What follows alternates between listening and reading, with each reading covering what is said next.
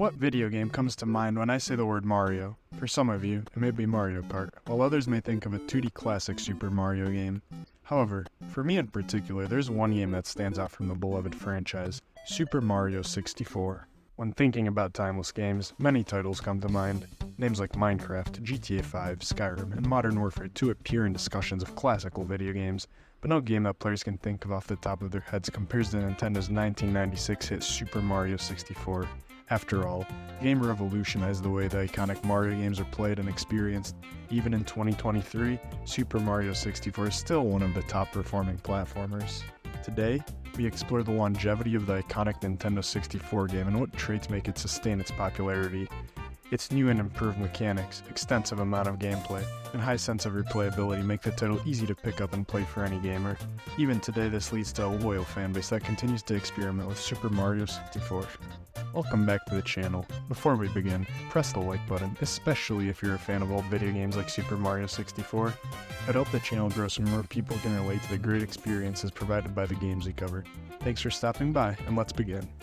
Right off the bat, it must be mentioned that Super Mario 64 today is not played for revolutionary mechanics or high-quality graphics. The game was released nearly 27 years ago now, so these aspects of Super Mario 64 were left in the dust long ago. Instead, the gameplay of this old title provides value to games in a few major ways: nostalgia, simplicity, and its retro gaming feeling. Let's begin by discussing the graphics and animations. For the time, these parts of the game were considered the peak in the gaming industry.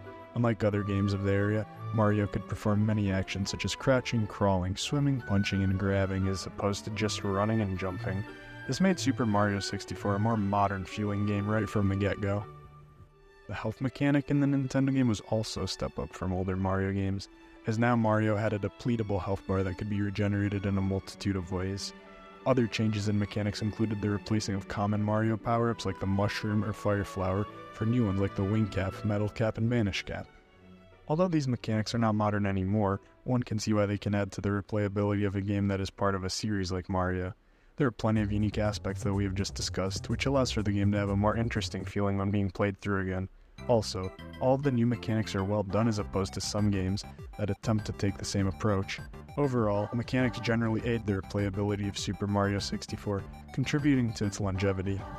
Other factors that will always add to the lifespan of the title are graphics. The art style of Super Mario 64 is very simple and frankly easy to look at. Combining simplicity with the smooth animation style will give any game a long shelf life. And in a renowned series like Mario, it's just an added bonus. Obviously, this is a great contributor to why the game is still popular in 2023. Another factor that can't be ignored is the presence of a large fanbase for retro games. Super Mario 64 definitely falls into this category, providing it with a general opportunity to continue to thrive in a community that genuinely enjoys the simplicity and nostalgic feeling of picking up a Nintendo 64 game. Combining all of the aforementioned factors, it's easy to see why Super Mario 64 has still not died like many of the games published before and after it. Keeping with the classical theme of old games, Super Mario 64 employs many of the characters that were previously familiar to the fanbase, as well as many similar settings. The hub of the game is Princess Peach's castle, with 3 floors each with paintings that act as portals to different worlds. The objective is to free Peach as usual, so Mario must travel to at least 10 of the 15 worlds to gather the stars that are keeping her entrapped. The necessity to visit such a wide array of settings makes for a game that can be played for hours on end. The player can gather up to 120 of the iconic Mario stars. Adding even more to replayability is maybe the first time through you only collected 70 of them. Overall, the settings should feel familiar to most Mario enjoyers, and a large amount of levels allows for a long time of fun. Combination of the graphics and mechanics, Super Mario 64 falls right into place as a solid Mario franchise edition. Oh yeah, I almost forgot to mention that this was the first Mario game to be in 3D. Pretty cool, huh? Super Mario 64 is set off by an invitation. Specifically, Princess Peach invites Mario to the castle to have some cake that she has supposedly baked for him. On arrival, we learn that Peach was capping about having the cake baked, as she was snatched by Bowser before Mario's untimely arrival. Bowser's keeping control of the castle using the Power Stars, 120 in total. In order to shake his hold on the bastion, Mario must peer behind the mystical paintings and liberate the stars hidden within. This is not easy though, as armies of Bowser's goons lay siege to the portal worlds where the stars are kept. It's up to Mario to fight through the swarms of Koopas and free the stars, and ultimately the princess from Bowser's wrath. Ultimately, Mario will save the princess from Bowser and free the castle and other worlds from his army.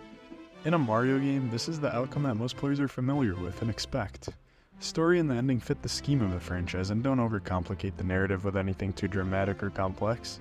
This allows for the game to feel lighthearted and enjoyable to pick up and play whenever a gamer would want, once again building the game up to last for a long time. To no one's surprise, Super Mario 64 is one of the highest rated games of all time, coming in with a Metacritic score of 94 out of 100. This puts it on par with some other legendary games like Skyrim, the old Call of Duty games, Legend of Zelda games, and God of War. Speaking both critically and casually, the 1996 Nintendo game has been innovative and extremely impactful on the gaming community. The main source of critical success of Super Mario 64 that we haven't previously discussed is the use of a 3D map rather than a 2D map as was the norm in the 90s. The game was the first of its kind to feature this type of map creation, giving players at the time a much higher sense of freedom and adding to replayability. This innovation also led to Super Mario 64 receiving 17 awards for its gameplay and design.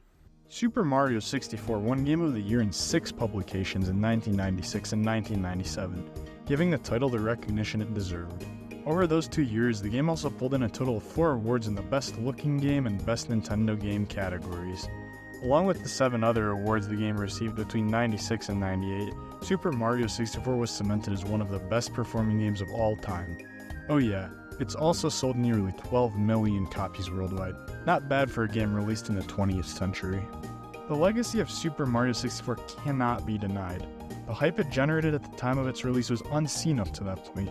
Eventually, with the release of the original PlayStation console, the game became outdated, but its design prevented it from becoming irrelevant and cultivating a community of Super Mario 64 enjoyers across the world. The game was even put in a Smithsonian American Art Museum exhibit. It is only 1 out of 80 culturally impactful games in the United States. Some other interesting niches have sprung up in the Super Mario 64 community that we should talk about. For one, the speedrunning following of the game has gotten very large and complex, with some crazy feats achieved over the years. The fastest speedrun as of this video stands at 1 hour 37 minutes by Ouija. Modern speedruns of the game use some crazy tricks, so I'd recommend you go and check out a few if you're interested in speedrunning. There's also a crazy following of blindfolded speedruns of the game. Obviously, a lot of these runs are thought to be fake due to the high skill required to complete, but since the game has been out for so long, these are not impossible anymore. Honestly, this part of the Super Mario 64 community is the most impressive to me in terms of pure gaming talent. We hope that you've learned something that you didn't already know about Super Mario 64 and its gaming significance.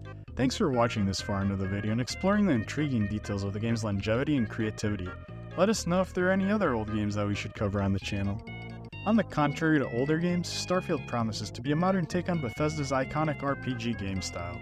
If you're interested in learning about what that entails, click on the video on the screen. Again, thanks for spending some time with us. Have a great rest of your day.